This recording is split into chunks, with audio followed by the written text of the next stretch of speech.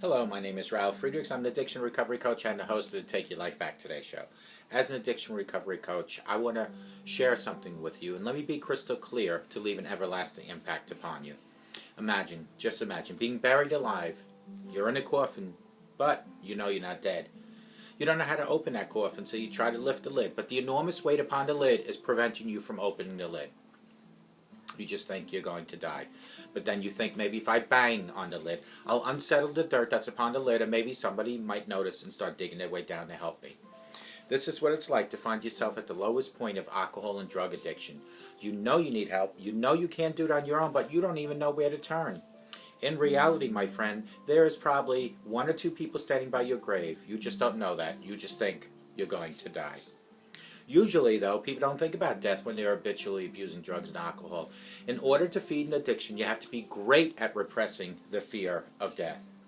I often ask you, my audience, did it ever cross your mind that while you were abusing drugs and alcohol, that maybe, just maybe, you might be taking something that the Lord Jesus gave you, and it's called life, that you might just take it for granted and eliminate it straight under your feet?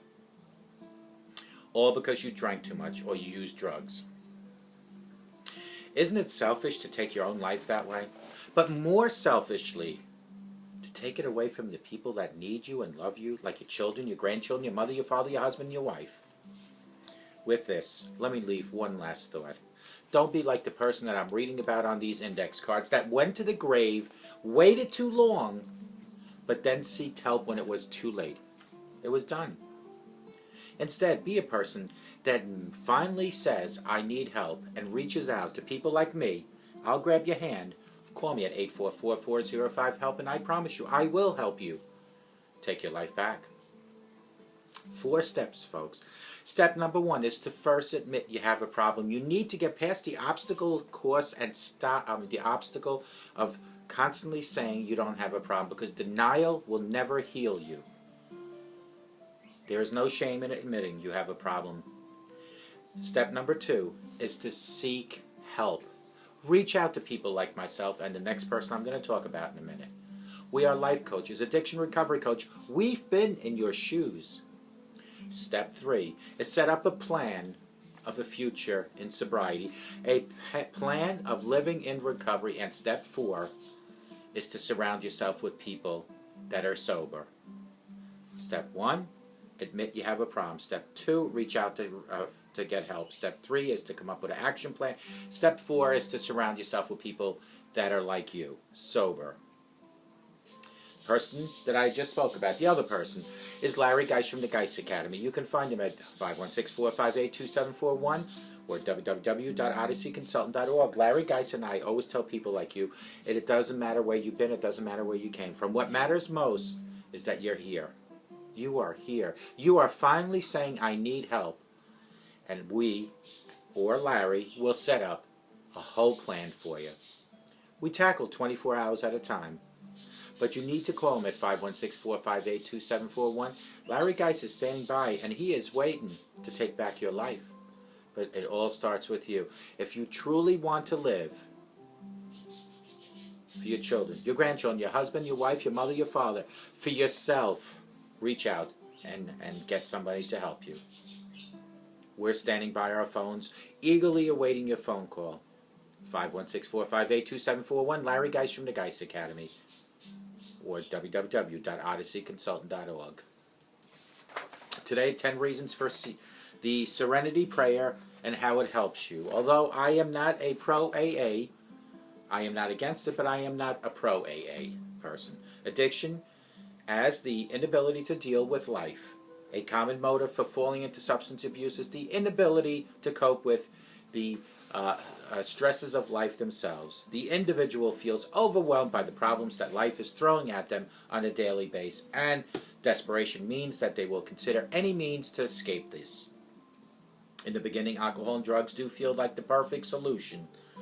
It gives the individual a break from their problems and the reality of day-to-day living. The problem is that the individual becomes to rely on these substances as it has devastating impact on their life. It is a classic example of the cure being worse than the disease. The answer to life's problems is not to be found using mind-altering substances, my friends. The ability to deal with life is something that the individual can develop and work on, but it is the serenity that they need for this and not the intoxication. Serenity prayer was created in 1937 by a theologian called Karl Paul Reinhold Niebuhr.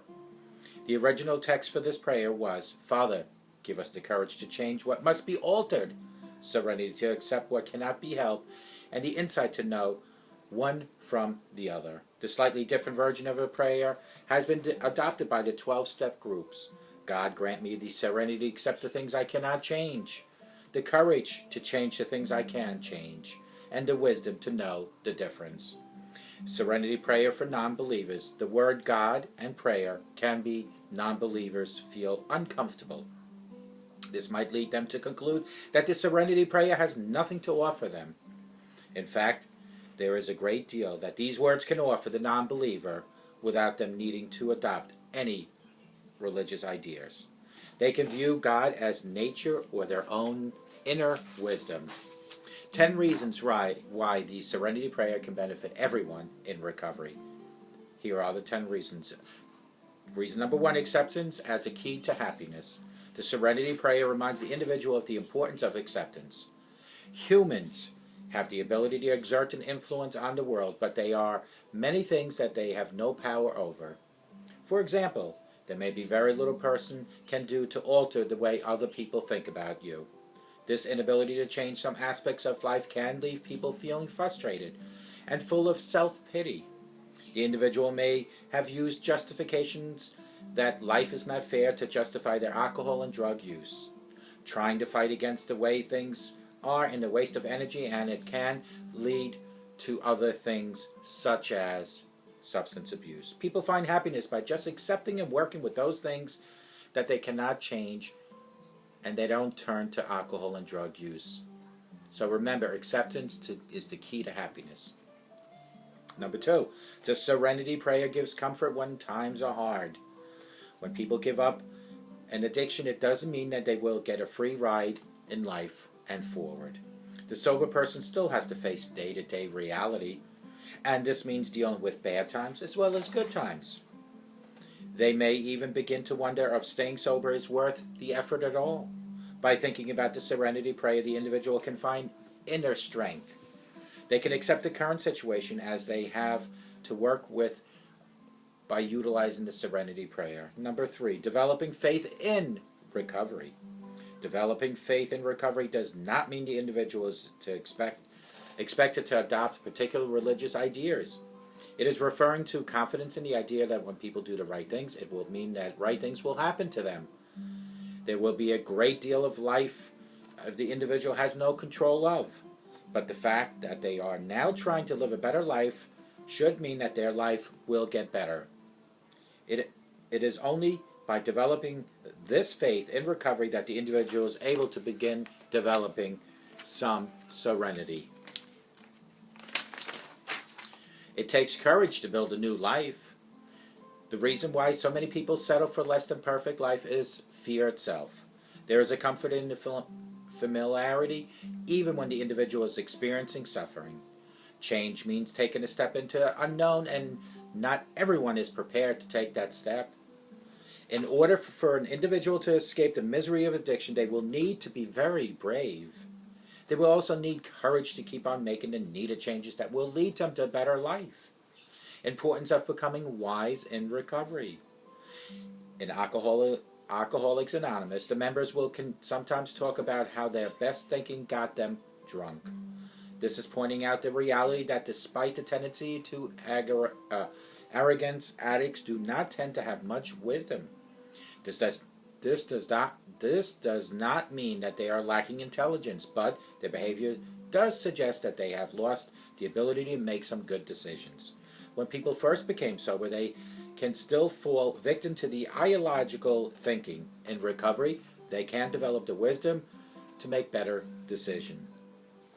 Serenity means developing equanimity. Carl Jung once suggested that even a happy life cannot be without measure of darkness. And the word happy would lose its meaning if it was not balanced by sadness. It is far better to take things as they come along with patience and equanimity. Equanimity can be defined as mental emotional stability from a deep awareness acceptance for the present moment. It is closely related to serenity, and the individual has developed serenity that will almost certainly have developed equanimity. Spiritual seekers will often use techniques as meditation to help them develop equanimity. It means that they are deliberately focusing their attention on the present moment without passing judgment on it. The development of equanimity has particular importance in Buddhists and Hindus. The Serenity Prayer empowers the individual. The words in this prayer are not only about acceptance but also about empowerment. It reminds the individual that there are many things that they will be able to change in life. The Serenity Prayer redirects the individual's energies away from things out of their control and towards the things that they do have control of. Increase contact with the spiritual. Many people do view recovery as a spiritual path.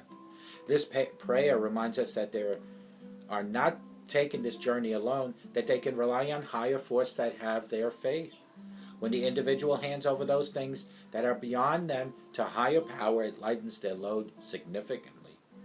This means that they can go forward with their journey feeling supported, in my case by my God. The individual may not have the strength to overcome every obstacle in life, but their higher power will have the strength, and you can lean on them. Serenity, power, and positive thinking.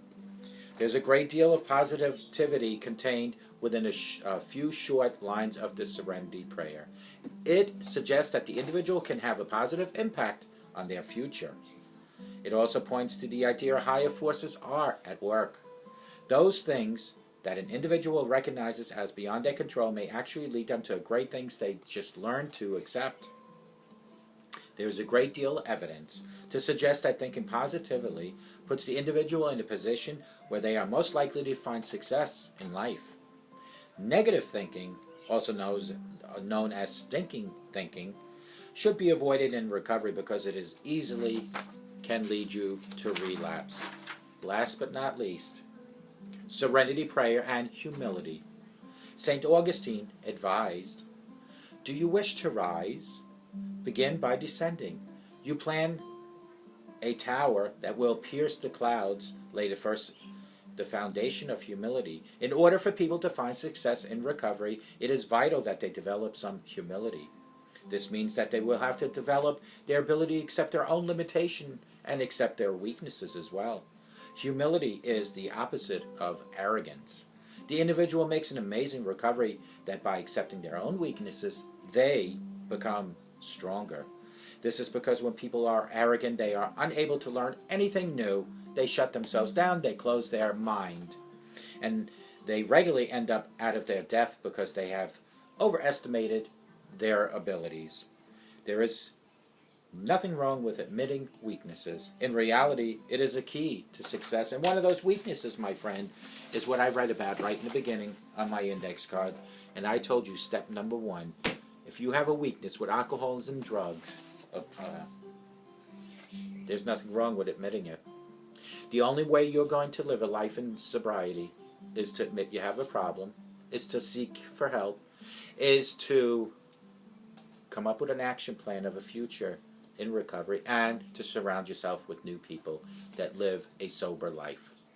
You cannot live a sober life with people that hang around in bars with you. You cannot be in bars. You cannot be surrounded in a circle and people passing around a joint.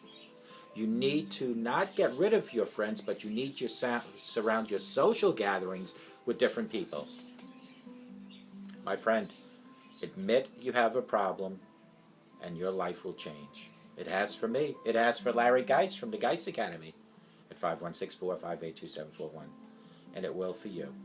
May God give you the best day of your life today. May God give you a sober rest of your life. May God give you the eyes to see the Serenity Prayer and the ears to listen to what you're reading from the Serenity Prayer. And may God bless all of you.